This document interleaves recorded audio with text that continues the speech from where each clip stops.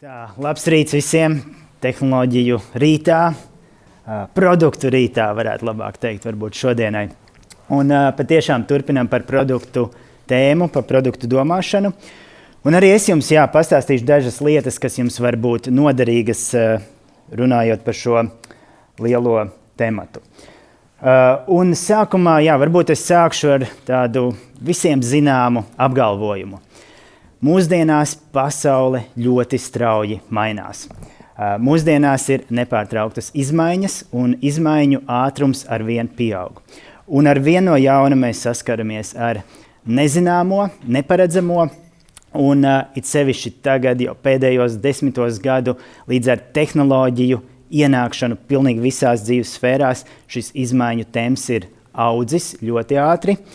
Un pavisam nesen arī ar mākslīgā intelektu iespiešanos atkal visās sfērās, es teiktu tā, ka šis izmaiņu un tas kustību kopums, kā pasaule mainās, ir pieaudzis tiešām pat ģeometriskā progresijā. Un tas iespaido pilnīgi visu, ko mēs darām, tas iespaido pilnīgi visu, ko mēs redzam, sākot no lietām, ko mēs darām, pat kā mēs domājam. Ja, piemēram, var minēt piemēru. Agrāk cilvēki zvanīja viens otram, atcerieties, tagad sūta balsziņas. Ja. Kādu laiku atpakaļ vēl cilvēki varēja būt Zoom zvanos, tagad pat tas citiem liekas pa smagu, un viņi ieraksta īsus lūmu video, ko nosūta linkā. Cits piemērs varbūt jau ikdienā mēs saskaramies Rimī, vairs nav kasiere, ir pašapkalpošanās kases. Ja. Veikalus un tirdzniecības centrus nomaina kurjera auto, kas mums visu piegādā līdz mājas durvīm. Sarežģītas lietas, kā bankas maksājums no vienas bankas uz otru, tagad notiek mūsu tālrunī. Mēs vienkārši kaut vai sežam mašīnā sastrēgumā, atveram savus tālruni un varam veikt maksājumu nekavējoties. Protams, tas nav atļauts braucot mašīnā, bet sastrēgumā pie sarkanās gaismas mēs to darām. Kas notiek tajā brīdī? Gudrā kamera to nofilmē, kas ir pieskrūvēta luksusforam, un automātiski mums izraksta sodu, kurš mums atnāk mājās. Bet ar to vēl viss nebeidzās. Saņemot šo sodu, mēs gribam viņu apstrīdēt, un mēs palūdzam ChatGPT, lai mums uzraksta apstrīdēšanas vēstuli ar visiem punktiem, kas mūs pilnībā attaisno. Un jau šobrīd ir Amerikā tāds startups Do Not Pay, kurš nodarbojas ar šādu pakalpojumu, un veiksmīgi tiek apstrīdēti 60% no sodiem. Jautājums mums tagad, organizācijām, uzņēmumiem, korporācijām, kā izdzīvot, kā šajā nepārtrauktajās pārmaiņās pastāvēt, kurš vispār varēs tikt tām cauri, ja? Kāda veida prasmes mums jāattīsta, kāda veida stratēģijas. Un šajā rītā es vēlos piedāvāt dažas no tām. Pirmā būs vislielākais. Izdzīvo vislielākais, kam ir vislielākā masa, kas var nospiest konkurentu, uzgulties viņam virsū, un tad tas zapiņš neko vairs nevar padarīt. Tā ir viena pieeja, tad lielam neko nepadarīsi. Piemērs argentinozaurs, lielākais dzīvnieks senatnē. Tikai viena problēma, šī suga ir izmirusi. Par spīti tam, ka viņš bija vislielākais, šī suga izmira un aizgāja bojā. Mēs secinām, lielākais, tā nav taisnība, tas nedarbojās. Ņemam kaut ko citu. Varbūt visātrākais. Lūk, viens no ātrākajiem dzīvniekiem senajā pasaulē, Amerikas gepards. Viņš varēja skriet uz 120 km/h. Tas, man liekas, Latvijā pat nav legāli, pat ceļiem 120. Ķekavas apvecēši, man liekas, vienīgais, kur ir 120 zīme. Ja? Bet arī šī suga ir izmirusi, kaut arī viņš bija ātrākais. Viņš varēja noķert jebkuru medījumu, viņš varēja aizbēgt no jebkura apdraudējuma. Vienalga šī suga izmira. Izdzīvo visātrākais? Diemžēl tā nav taisnība. Ejam tālāk. Mums paliek visstiprākais. Tam, kam vislielākais spēks, tas ir spalvainais degunradzis pasaules vēsturē, kas ir bijis visspēcīgākais. Bet kā jau jūs nojaušat pēc fotogrāfijas, tā nav īsta. Tas ir tāds mākslinieks zīmējums, tāpēc, ka neviens viņu nav redzējis, jo arī šī suga ir izmirusi pirms daudziem tūkstošiem gadu. Diemžēl izdzīvo visstiprākais, nav taisnība. Labi, mums bija visātrākais, visstiprākais, vislielākais, nekas nedara. Kas mums paliek? Un tad es vēlos jūs iepazīstināt ar vienu dzīvnieku, ar vienu sugu, kura par spīti mainīgiem apstākļiem, mainīgiem klimata apstākļiem ir izdzīvojusi, un šī suga nav ne stipra, ne ātra, ne spēcīga, un tas ir balodis. Par spīti nepārtrauktām izmaiņām, mūsdienās viņi ir pārcēlušies uz pilsētām, pārtiek no atkritumos miskastēs atrastām lietām, atrod visneiedomājamākās vietas, kur uzspīt ligzdu izdēt kādu olu un izdzīvo. Balodis izdzīvo, jo atšķirībā no tā, ka viņš nav ne ātrs, ne stiprs, ne spēcīgs, viņš pielāgojas. Viņš pielāgojas videi, ar ko viņš sastopās, viņš spēja pielāgoties tām izmaiņām, ar ko viņš saskarās. Un šeit varbūt nedaudz citējot mūsu klasiķi, pastāvēs, kas mainīsies. Un to mums saka Rainis uz motocikla, kas visticamākais ir elektromotocikls. Pastāvēs, kas mainīsies.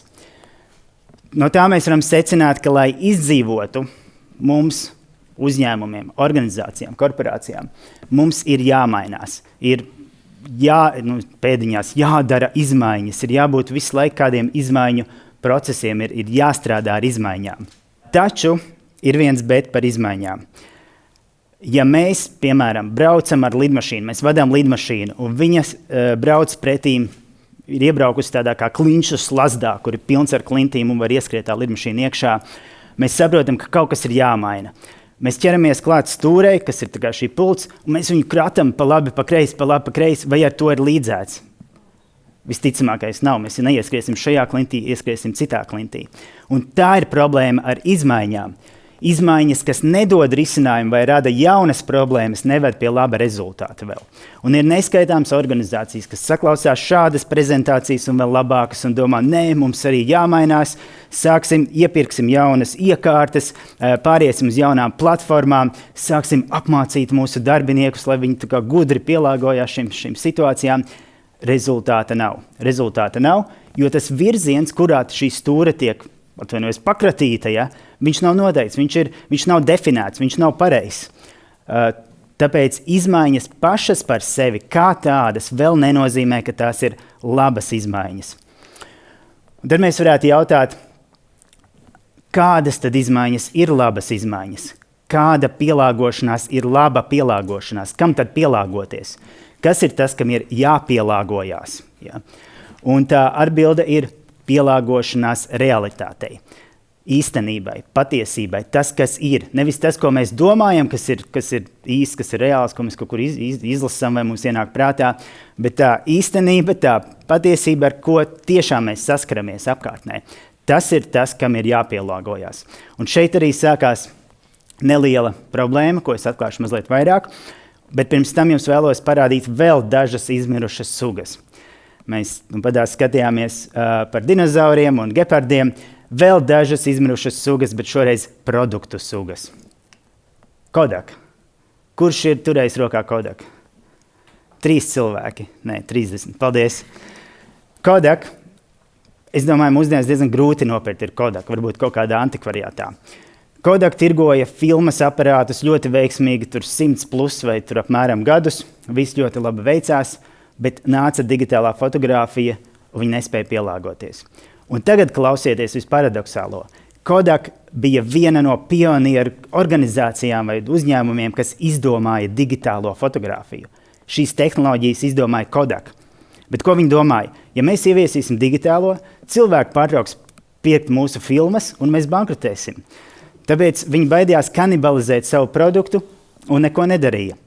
Bet cilvēki jau ir tā realitāte. Cilvēki redzēja daudz lielāku šo vērtības piedāvājumu digitālajai fotokamerai, kur tu vari fotografēt nevis 36, 24 vai 12 kadrus, tu vari, tā kā mums telefonos, 10 000 bildes uzņemt, un tev nesilts ne augstu, nekādi izdevumi, nekādas problēmas, citas problēmas, bet ar daudz bildēm. Bet tas ir pilnīgi cits vērtības piedāvājums, un Kodak atteicās pielāgoties šai realitātei, kā rezultātā bankrotēja.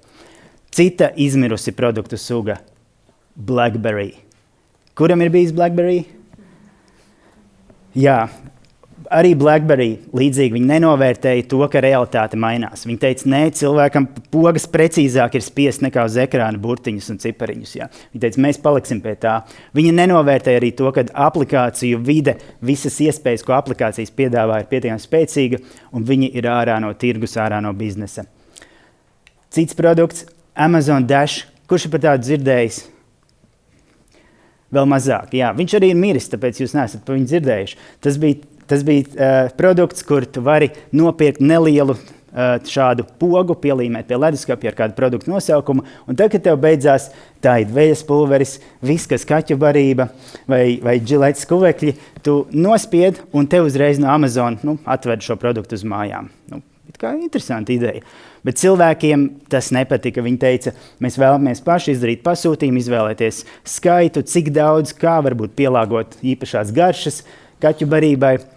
Vienkārši viena poga on-off to nedod. Produkts netika turpināts, viņš tika aizlaists nebūtībā. Un varbūt nedaudz tāds svaigāks piemērs – Apple Vision Pro. Ir kādam varbūt? Nē, jūs varat necelt roku. Kurš varbūt ir nostījies kādu video, kas tas ir un kā tāds izpratni. Jā.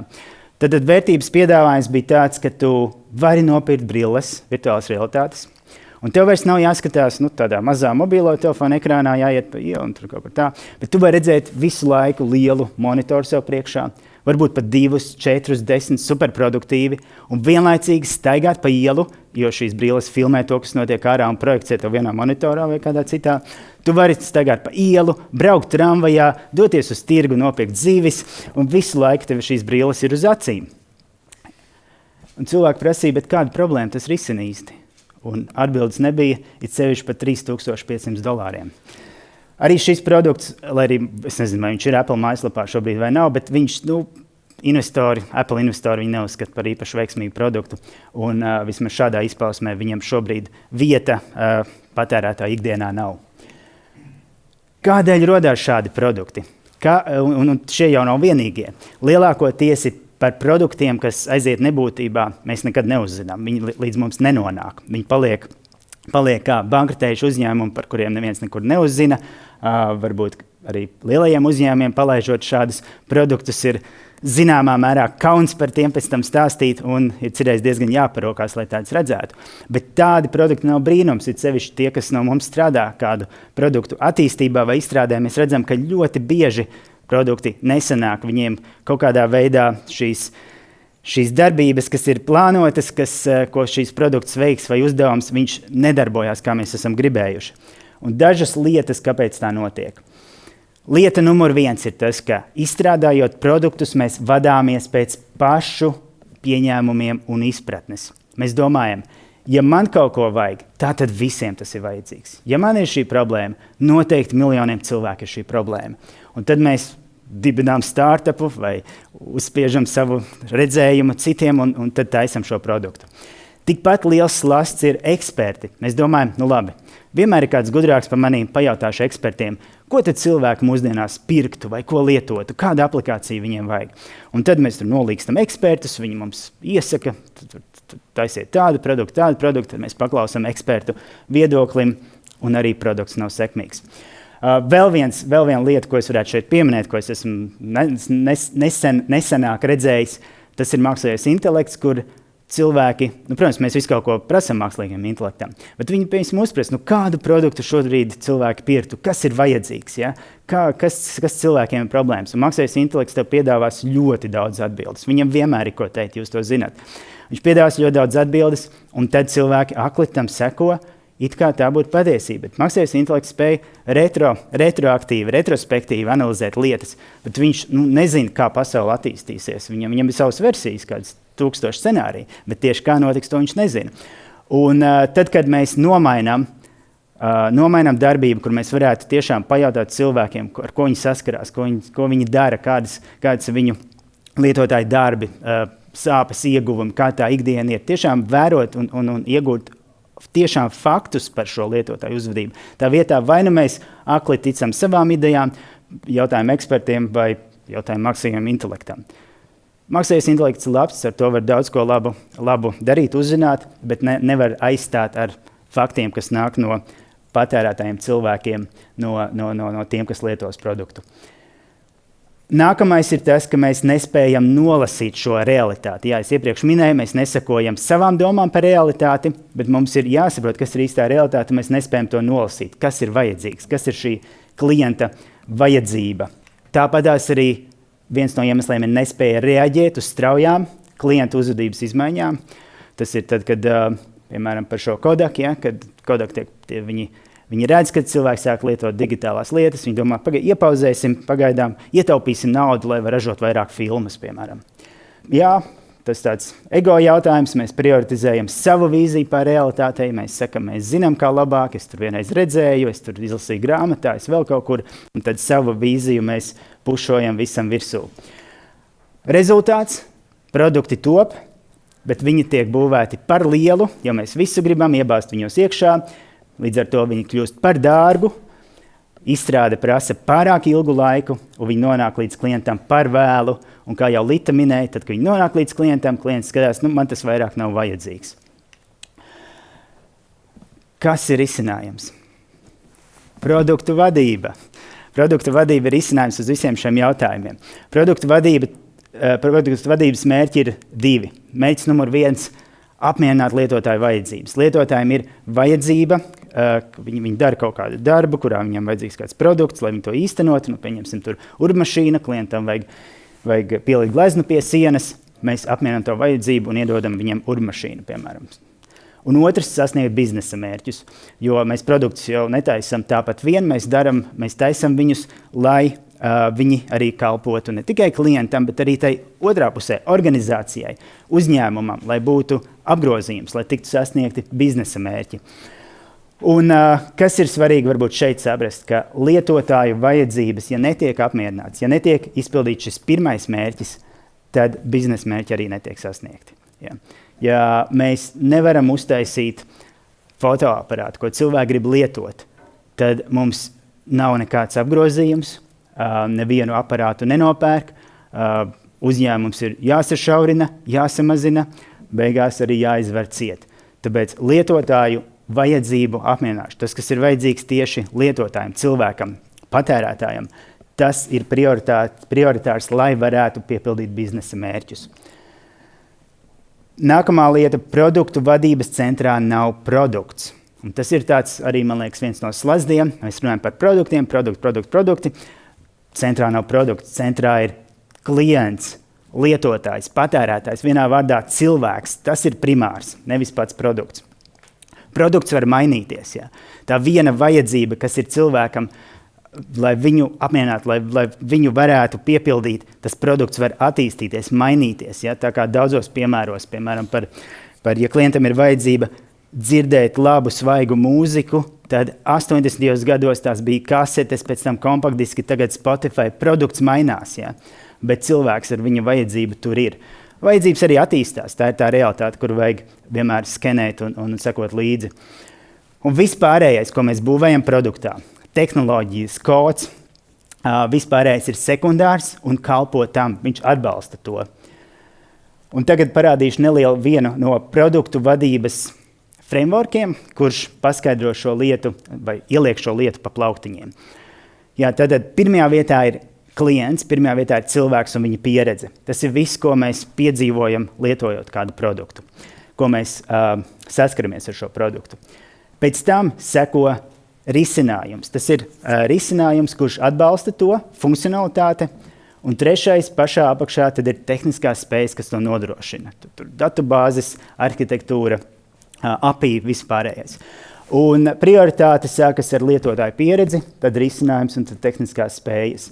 Un tādā veidā šie slāņi ir prioritizējami. Realitātei, kur sākās problēmas? Problēmas ir tad, ka mēs skatāmies, kas mums ir, ko mēs varam uzbūvēt, kāds tur jau risinājums mums tur vai tehniskā bāze sēž. Tad mēs domājam, kādu funkcionalitāti varētu tam piemest klāt. Kāda veida funkcionalitāti, kas mums būtu nepieciešama, pieliekam klāt. Un tad, ja vispār atceramies, mēs domājam, kā tad klients to lietos un mēģinam tad pielāgot to pieredzi tam visam, ko mēs esam uzbūvējuši iepriekš. Tas sanāk kājām gaisā. viss sākās ar lietotāju pieredzi, tad risinājums, tad tehniskās spējas. Kā tas izskatās, varbūt mazliet schematiskāk. Mēs to varam īstenībā vienmēr arī ietērpt tādā tehniskākā zīmējumā, kas mums var uzlikt arī kā flowcharts viens uz otru, bet atkal ir šie 3 līmeņi, kur ir pieredzes, risinājumi, tehniskās spējas. Un šis konkrētais frameworks, viņš arī atbalsta ne tikai to, kas šobrīd notiek produktā, ne tikai to, kas šobrīd tiek izlaists, bet arī nākotni, kad arī nākotnē mēs domājam uzlabot produktu, mēs atkal skatāmies, kādas pieredzes ir jāieliek šajā produktā iekšā, un tad mēs skatāmies, kādi būs risinājumi, lai tās nodrošinātu, un tehniskās spējas, lai to no apakšas visu saturētu. Viens piemērs varbūt ielikšu mazliet praktiskākā, Waze. Kurš no jums lietojas Waze? Visi, gandrīz. Vai kaut ko līdzīgu noteikti esat redzējuši. Waze mēs labi varam redzēt šos līmeņus, šos slāņus, kur ir šis pieredzes slānis ir prioritizēts pašā augšā.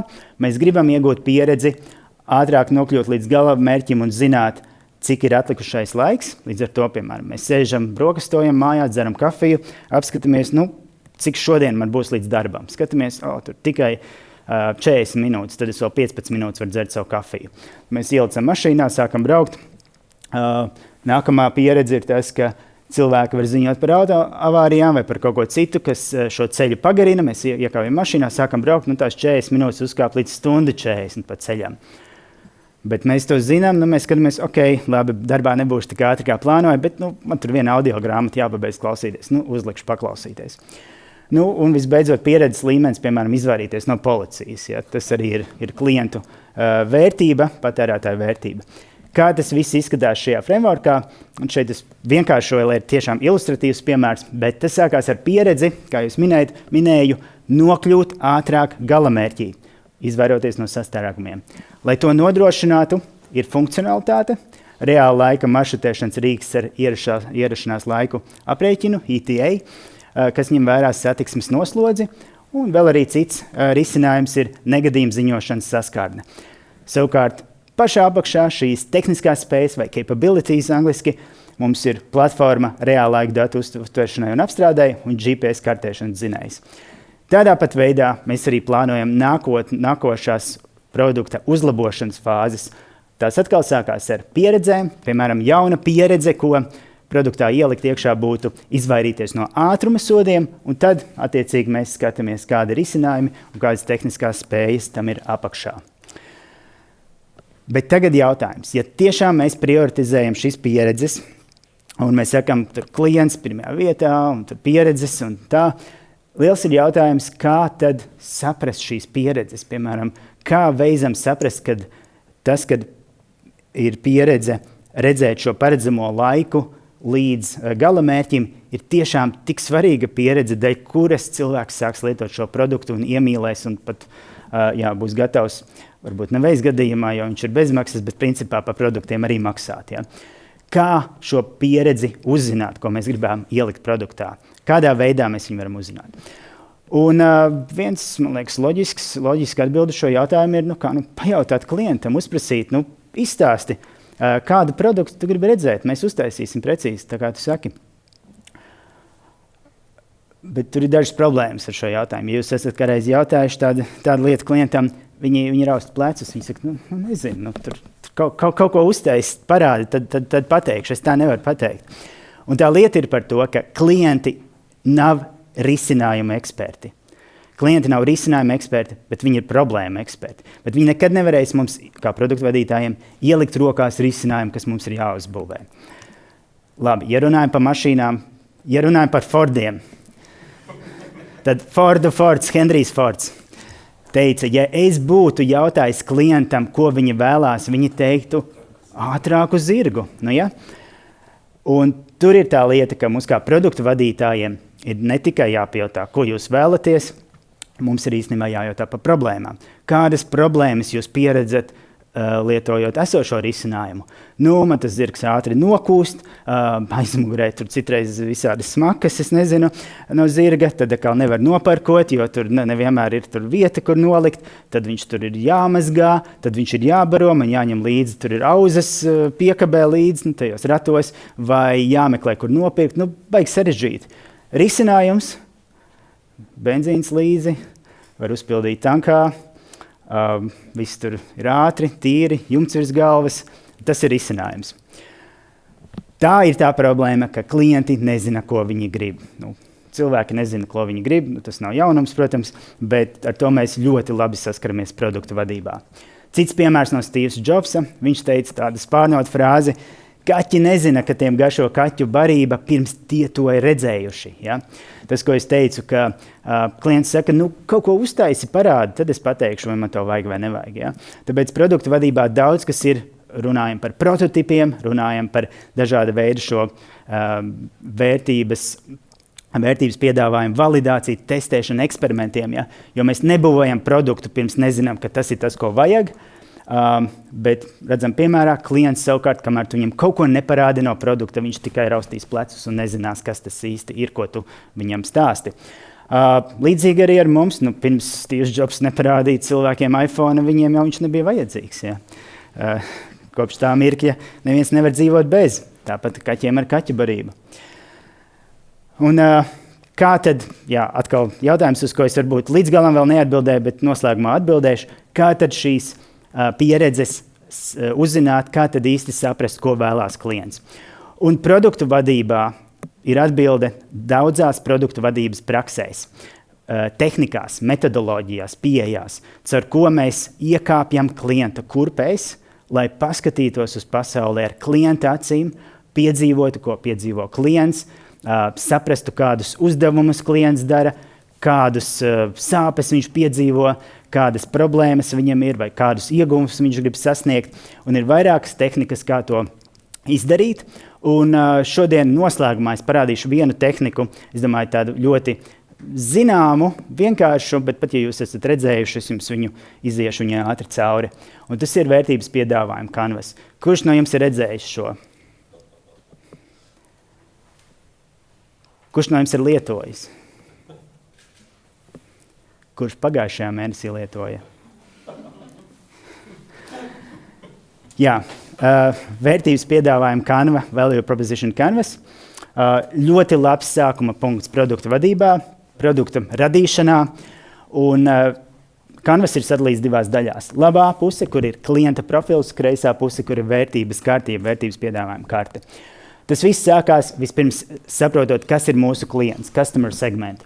Jo mēs nevaram produktu radīt visam kam. Mums ir jāierobežo tas konkrētais segments, kura problēmu mēs risināsim ar savu produktu. Ir vairākas tehnikas, kā šo segmentāciju veikt, bet pieņemsim, mums tas ir skaidrs. Otrais solis, mēs skatāmies, kādus klienta darbus vai klienta uzdevumus veids šis segments. Un piemēram pēc, es varbūt minēju šo elektrisko skrūvgriezi, urmašīnu. Ja klienta uzdevums būtu pielikt gleznu pie sienas, tad tas būtu šis klienta uzdevums, klienta darbs, ko viņš veic. Un viņam jau, jūs iedomājaties šo klientu, viņš atnāk mājās, viņam uzdāvina gleznu. Pirmā ideja viņam ir, darētu pielikt pie sienas kaut kur, būtu forši. Kā to atrisināt? Viņš domā, varētu doties uz depo, nopirkt urmašīnu, urbīšus, dībeļus, skrūvītes, metramēru, līmeņrādi, un tad atbraukt mājās un tur naktī līdz 1 skrūvēt un būs darbs gatavs. Cits variants, viņš domā, īstenībā apusējā līmlēnta, to pat Rīmī varētu lejā nopirkt. Zinot, apusējā līmlēnta, pielīmēt, pēc tam ar visu sienu nonāk nost. Ja. Ko vēl? Viņš atcerās, pareizi, man taču bija tas viens meistars, viņam varētu piezinīt. Viņam vakars brīvs, un viņš 10 minūtēs par 20 eiro man to izdarīs. Man atkritīs pirkt urmašīnu par 150, tur instruments, viss par 250 beigās. Tātad ir daudzi ceļi, kā sasniegt šo mērķi, ja? Bet tas izejas punkts ir viens, tātad vajag gleznu pie sienas. Un tas, ko mēs ar šo rīku darām, mēs identificējam darbu, un mēs identificējam sāpes un ieguvumus, ko attiecīgais šis klients, lietotājs piedzīvo darot šo darbu. Ja?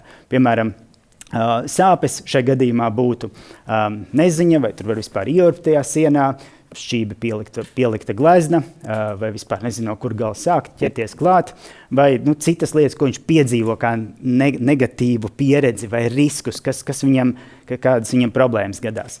Gains, kas ir ieguvumi, ir faktiski tie tā kā iznākumi, latviski pareizāk sakot, tie nav vienkārši pretējais antonīms pains, bet ir iznākumi, ko viņš gribētu sasniegt beigās.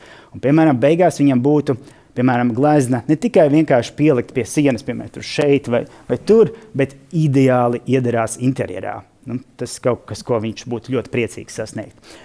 Un šī ir labā puse, kas ir klienta profils, un tajā mēs klientu tikai novērojam. Mēs neiejaucamies, un mēs arī šos darbus un pains gains neizdomājam. Ja? Mēs tikai novērojam šo realitāti, ko es minēju. Un tad ir kreisā puse, un tur sākās inovācija. Un tur mēs nākam ar saviem risinājumiem, vai teiksim, tā risinājumu piedāvājumiem, vai tādiem sākotnējiem minējumiem, kas pēc tam jāpārbauda katrs, kur ir attiecīgi sāpju remdētāji, ieguvumu vairotāji, un beigās tas viss tiek sapakots produktos un pakalpojumos. Kā tas izskatās dzīvē, es parādīšu varbūt ātri ar mūsu veids piemēru, kā noslēdzošo. Paņemam klientu segmentu, kas mūsu gadījumā ir tāds ļoti plašs, bet tas ir tiešām ilustratīvs piemērs. Tas ir steidzīgs autovadītājs ar vietālruni. Ja? Mums tātad vajag kādu, kuram vajag nokļūt galamērķī, mums nedara riteņbraucējs, mums nedara kājām gājējs, tam jābūt autovadītājiem, viņam ir jāsteidzās un viņam jābūt vietālruni. Labi, tagad visiem ir, bet viņam jābūt tur gatavam viņā skatīties braucot. Kādi ir viņa šie darbi, lietotāju mērķi, lietotāju uzdevumi? Te ir, piemēram, ātri nokļūt galamērķī, izvairīties no sastrēgumiem. Kas var noiet greizi darot šos darbus? Nokavēt tikšanos, sajaukt ceļu, iekļūt neparedzamā satiksmē. Tas ir lietas, kas var noiet greizi, jeb sāpes. Ko viņš vēlētos iegūt, vai kas būtu foršs iznākums no tā visa darba? Nokļūt galā bez stresa, ka viņam nav bijis tur pa pusē nervu sabrukums, kad kaut kur iekuļās iekšā un aizbrauc uz Valmieru Liepājas vietā. Un ietaupīt laiku un degvielu, tas vispār būtu ideāli, kad beigās viņš tur nokļūst ātri un pa tādiem ceļiem, kur nav nokurināta visa bāka. Tur mēs novērojam klientu. Tagad slēdzamies uz kreiso pusi, kas būs risinājumi, un šeit sākās inovācija. Šeit ir vērtības piedāvājumi, ir dinamisks ETA, tas nokļūšana līdz galamērķim, dinamisks, kas pielāgojas atbilstoši ceļa apstākļiem, apbrauc sastrēgumus, piedāvā visādus ceļus, par ko apbraukt, un dod brīdinājumus, ja ir policija kāds briesmas vai avārijas, un kas būtu ieguvumu radītāji, tas, ka viņam ir mierīgas sirds, ja nav stresa, viņš zina, kad viņš tur nokļūs, viņš, piemēram, piezvana kādam pa ceļam, es būšu pēc 43,2 minūtēm tieši. Un tad visi var paļauties uz to. Un arī viņam iegūms ir tas, ka viņš aizbrauc par īsāko, ātrāko ceļu un ir priecīgs, laimīgs. Produkts un pakalpojums šajā gadījumā tas ir tāda pakete, kur tad šīs lietas tiek saliktas iekšā, reāla laika satiksmē balstīta navigācija, maršrutēšana un lietotāju ziņoti brīdinājumi. Šis bija viens piemērs, kā mēs varam sākt nolasīt realitāti, to, kas pa īstam ir. Un tā ir labā puse. Kreiso mēs izdomājām, bet labo mēs nedrīkstam izdomāt. Mēs nedrīkstam izdomāt lietotāju darbus vai viņu vietā izdomāt, kas viņiem sāp. Mēs sākam ar pieņēmumiem, mēs tos testējam, mēs izpētam problēmu, runājot ar klientiem, veicot dažādus eksperimentus, bet tas ir sākums, ar ko šīs pieredzes, kā šajā līmenī, šajā slānī stāstīja, pieredzes, risinājumi un tehniskās spējas. Tas ir sākums.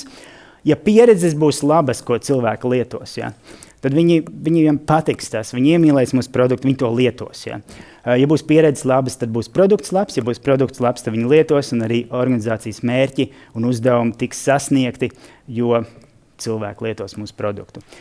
Tā kā tas īsumā ir viss svarīgākais, ko es jums vēlējos šajā rītā pastāstīt par produktu un produktu vadību. Tā kā paldies, ka uzklausījāt. Jā. Kāds jautājums varbūt vēl? Jā? Man ir viens jautājums. Par tām pieredzēm. Tu pieminēji arī Steve Jobsu. Jobs, pirmais rauns Macintosham nenostrādāja, otrais iestrādāja. Ja runājam, piemēram, par Facebook, tad Facebook bija MySpace 2 gadus iepriekš, kas darīja līdzīgi. Vai nav tā tomēr, ka tur ir ļoti liela loma ar mārketingam un ko mēs tam cilvēkam gribam iepārdot, ka mēs viņu tomēr arī pieredzinām citēt to produktu? Atbilde ir jā, ir loma, protams. Mēs varam piespiest, mēs varam, teiksim tā, bija tāds teiciens, mēs varam, ir cilvēki, kurus visu cilvēks var piemānīt vienreiz, ir dažas, kuras vienmēr var piemānīt, bet visus vienmēr nevar piemānīt. Mēs varam ar mārketingu pušot kaut kādu galīgi crazy lietu, ja? Mēs varam ierakstīt likumā, viņi to darīs, bet ilgtermiņā kaut kas noies greizi. To produktu sāks nelietot, atnāks revolūcija, vēl kaut kas. Tu nevari vienmēr visus mānīt. Ja? Tāpēc, protams, ir mārketings, kā tad viņi uzzinās. Ja? Bet ir ļoti svarīgi arī tas, ka šis produkts dara šo darbu. Ja? Jo lietotāji, viņiem jau nav vajadzīgi produkti. Man nav vajadzīgas, piemēram, saules brilles, lai es mājās turētu uz plauktiņu un teiktu, cik forši man ir saules brilles. Man viņas vajag lietot. Man ir problēma, brauc mašīnā, spīd saule, es viņas uzvelku. Ja? Un ja viņas dara šo darbu, tad jau lietotājiem patīk. Ja, ja saules brilles nav labas, un, piemēram, es viņas ņemu, tur izkrīt stikliņā ārā, ja, tad jau kāds tur būs mārketings. Es vienreiz nopirkšu, un viss man ar to firmu ir caurus, ka viņam krīt stikliņā ārā. Ja. Tā kā mārketings ir svarīgs, jo tā jau neaizies tā ziņa līdz. Ja. Bet produkts ir tas primārais. Es domāju, jūsu piemērs ļoti labs, ka bija labi produkti. Jūs pieminat divus labus produktus, kuriem neizkrīt stikliņi. Es domāju, šeit ļoti svarīgs moments, ka tiešām, ja mārketings strādā labi, bija labi produkti un ieplūs nauda, protams, uzvarēs produkts, kurš varbūt pat drusku vājāks, bet kurš labāk skatām stāsta par sevi, kuram ieplūs naudu, kur viņš var atkal investēt produktu uzlabojumu, izmantojot Zigmara norādīto frameworku, un tad viņš sāks apsteigt to otro produktu. Es vairāk domāju par to, ja viņš ir labs, ja viņam neizkrīt stikliņi. Mēs nemēģinām to cilvēku pieredzināt par kaut kādām lietām. Kad tur, piemēram, runājam par Facebook vai sociālajiem tīkliem, ka sociālajiem tīkliem dzimst tā kā sēnas. Vai viņi ir labi cilvēkiem? Nē. Ja mēs runājam par TikToku, kur tu scrollē 2-3 stundas. Jautājums ir par to mērķi, ka citreiz mēs to produktu iepārdodam arī ar tādu pieredzināšanas. Ka mēs uztaisam to analīzi ar mērķi, kā mēs viņu pieredzināsim. Jā. Tur ir, protams, ir ētiskais aspekts, kurš varbūt ir ārpus šīs konkrētās prezentācijas, bet es domāju ļoti svarīgs. Bet, protams, kad mēs ražojam kafiju, mēs negribam, lai katreiz mūsu klients pērk citu kafiju. Ja? Mēs gribam viņu pieredzināt, ja? Visforšākā, vislabākā. Tur krāj bonusiņus, ja? Tur apmeklē mūsu rūpnīcu, ja? Bezmaksas kupons kafijas, vēl kaut kas. Mēs viņu, protams, mēģinām pieredzināt. Tā ir daļa no tā. Ja? Un produkti tiek radīti, lai viņi arī kalpotu ne tikai klientam, bet arī biznesam, ja? Lai tiktu sasniegt šie biznesa mērķi. Ja? Atbilde ir jā, protams, kad jā. Jā. Vēl kāds? Tad tie piezīme bija sākumā tā prezentācija par tādām izmirušajām sugām un izmirušajiem startupiem produktiem. No vienas puses tāds negatīvs aspekts, bet no otras puses tāds dabīgs, dabas evolūcijas cikls. Viss kaut kas rodās, mutācijas parādās, viss kaut kas parādās un izdzīvo. Kaut kādi tie varbūt nejaušākie vai interesantākie, vai kaut kas rādījis pareizajā peļķē iekritis. Tur nevar zināt tās lietas. Tā ir ļoti laba piezīme, jo īstenībā, ja mēs ļaujam šai evolūcijai notikt, mirt produktiem, kam ir jāmirst, dzimt, kam ir jādzimst, nemēģinām elpināt to, kurš jau ir pa pusē miris, ja, tad jau viss ir labi. Un skaties, kurš ir ieguvējis beigās. Ieguvējis jau esam mēs patērētāji, ja. Ja tā notiek, tad jau ieguvējis beigās. Mēs dabūjām ar vienu. Jūs būtu priecīgi MySpace lietot, ja? Taču nebūtu. Ja? Jau tagad Facebook mēs sākam būt nepriecīgi lietot. Ja? Tā kā, tur jau ir tā evolūcija. Viņi nomainīja. Vai viņi paši reinventē sevi, sevi atklāja no jauna produkta, ja? Vai viņi aiziet nebūtībā. Tas tieši jā, tas ir labs komentārs. Jā, tas tā notiek. Es vēl apvienot abu kolēģus teikto par izmirušām sugām un marketingu. Apvienot, piemēram, Lubijus ar marketingu sanāk, jā, viņi nav vislielākie, bet viņi ir daudz. Un viņi kopumā ir visur, jā, un tad viņi ir arī, mēs viņus redzam un zinām. Un tad viņi ir ātrākie, jo viņi tagad izvairās naudu mašīnām un izdomā. Un tad, ja pēkšņi vienu to mašīnu pārbrauc, tad viņi tik daudz kā... Neiespaido. Jā, tur ir, tas jau tāds partizāna mārketings vai ko vēl. Jums jābūt, kad arī produktu vadībā ir šī pielāgošanās prasme, tā ir ļoti, ļoti augsta prasme. Ja? Pareizi šo stūri lidmašīnai stūrēt, bet arī izstūrēt caur tām klintīm. Ja? Nu tā, tas ir liels uzdevums, ja? Tas ir grūts uzdevums. Ja? Lūdzu. Jā, jautājums. Mēs te dzirdam, mārketings ir arī monopola situācijas, līdzīgi tas arī ir valsts sektorā, bet principā ir monopols un tev varētu it kā to produktu pieeju nesekot viņai. Bet ja tomēr sekot tai produktu pieeju no tavas pieredzes, kas ir tas ikdienā, kas liek vairāk padomāt, piepūlēties, lai neiekristu tajā vēsturiskajā situācijā, ka mēs esam lieli varianti un mums nav jāklausās lietotājs. Kas ir ieguvumi? Kas ir tas grūtākais no produktu vadītājiem vai cilvēki, kas šo te jauno veidu, jauno metodi lieto? Kas ir tas varbūt tās, kur šķiet ir jāatgādina, kas tas tāds? Es domāju, tāds liels izaicinājums ir tas, mēs angliski sakām mindsets vai kaut kāds doma, kā cilvēkam iestādīts domas kādā virzienā. Tu ej uz darbu, lai tu kalpotu klientam, vai arī vienkārši atcerās stundas, es darīšu vienalga, ko jūs man liksiet, un dzīve tāpat jau grūti. Ja. Tāds arī tā misija, jo produktu vadība tādā vispārējā līmenī, kur katrs cilvēks, kas iet uz darbu, dara kaut kādu funkciju un lietu, viņi jau kļūst jau daļēji kā misijas jautājums, jo tu saprast to, ka ar savu darbu, kad tu tur vadi to trolejbusu, ja, tu padari foršāks to cilvēku dzīves. Ja. Tu jebkuru lietu darot, tu kalpo tiem cilvēkiem. Viņi saka, tas foršais autobusu vadītājs, viņš vienmēr man piestāv pie mājām. Ja. Mēs jau tā sakam. Vai Lido, jūs zināt, tur bija tas Tērbats ielas, bija tas viens puisis, kurš vienmēr novēlēja labu dienu un tos kartupelīšus lika. Kurš zina par to? Viņš jau tagad ir. Ja? Kā tas ir iespējams? Ne vienkārši viens cilvēks maina, ja? tik lielas lietas. Ja? Un es uz Lido gāju, daudz, pa 50% uzlabojās sajūta iet uz Lido, ka tur ir tāds foršs cilvēks. Ja?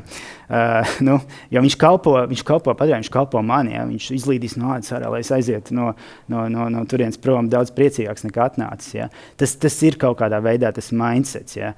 Lai cilvēki, arī paši sāk mainīties, nevis maina tikai papīrus un stratēģijas uzrakstītas kādā mapītē. Tad es saprotu, atliek tikai vēlēties to darīt un tad tā piepūle pazūd. Vēlēties un darīt. Jā. Ar kaut ko jau ir jāsāk, protams, kaut ko jāsāk. Tas ir kaut kāds ceļš, tas ir virziens. Ja. Pat lielās kompānijas nofēlo, tā kā man šie piemēri. Ja. Arī viņiem gadās. Ja. Bet viņi turpina jautāt cilvēkiem, kas tad jums nepatika, kas jums patika, kāda problēma jums ir šajā rītā, šajā dienā, un turpina kalpot ar saviem vērtības piedāvājumiem. Vēl kāds jautājums? Viss? Labi.